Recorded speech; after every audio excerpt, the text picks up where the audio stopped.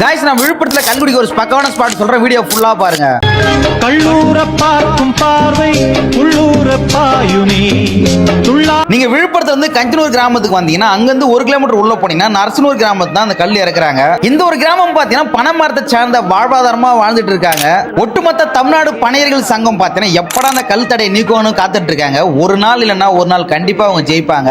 உங்க கண்ணு முடிய பனைமரத்துல ஏறி கல் இறக்கி தருவர் தான் பாண்டியன் பனையேரி அண்ணன். இந்த அண்ணன் நம்பர் உங்களுக்கு வேணும்னு நினைச்சா என்ன ஃபாலோ பண்ணிட்டு கமெண்ட்ல கான்டாக்ட் சென்ட் பண்ணுங்க. நானே உங்களுக்கு எல்லாருக்கும் அனுப்பிச்சு விடுறேன். இந்த அண்ணோட நோக்கம் பாத்தீங்கன்னா கல்லுல எந்த கலப்படம் இல்லாம மக்களுக்கு இயற்கையா தரணும் ஆசையே. சில கிராமங்கள்ல பாத்தீங்கன்னா கல் கலப்படமா வித்திருக்காங்க. அண்ணன் அங்கேயும் போய் தட்டியும் கேட்டிருக்காரு.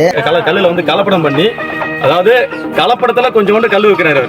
அந்த அளவுக்கு இங்க பாருங்க, ஒரு நாளைக்கு வந்து 10 குடத்துக்கு மேல இங்க மரத்துல இருந்து கல்லை இறக்கி அதுல கலப்படம் பண்ணி வித்துட்டு இருக்காரு. இந்த கல்லு பாத்தீங்கன்னா இன்னும் 5 மாசம் வரைக்கும் தான் இறங்கும். இந்த வீடியோ உங்க சரக்கு சாப்பிடுற உங்க ஃப்ரெண்டுக்கு ஷேர் பண்ணிட்டு சரக்குலாம் சாப்பிடாத கல்ல சாப்பிடுற உடம்புக்கு நல்லதுன்னு சொல்லுங்க.